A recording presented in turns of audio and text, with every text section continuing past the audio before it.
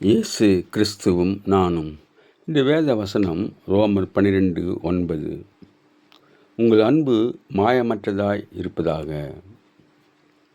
அன்பான சகோதர சகோதரிகளே, பவுல் அப்போஸ்தலன் ரோமருக்கு எழுதின நிருபத்திலே சொல்கின்றார், ஒரு கிறிஸ்துவனுடைய குண நலன்கள் என்னென்ன என்று சொல்லும்போது, முதலாவதாக உங்கள் அன்பு மாயமற்றதாய் இருப்பதாக, தீமையை வெறுத்து நன்மையை பற்றி கொண்டிருங்கள் என்று சொல்கின்றார். அதே போல் சகோதர சிநேகத்திலே பட்சமாக இருங்கள், கனம் பண்ணுவதிலே முந்திக் கொள்ளுங்கள், அசதியாக இராமல் ஜாக்கிரதையாக இருங்கள், ஆவியிலே அனலாக இருங்கள், கர்த்தருக்கு ஊழியம் செய்யுங்கள், நம்பிக்கையிலே சந்தோஷமாக இருங்கள், உபத்திரவத்திலே பொறுமையாக இருங்கள், ஜெபத்திலே உறுதியாக தரித்திருங்கள்.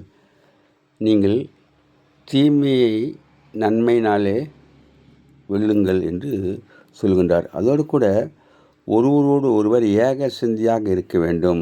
கிறிஸ்தவர்கள் இப்படித்தான் வாழ வேண்டும். Have a blessed day. God bless you. Give your heart to God, your hand to man. Live in God's word, live on our knees. Thanks for watching. Like, share, subscribe.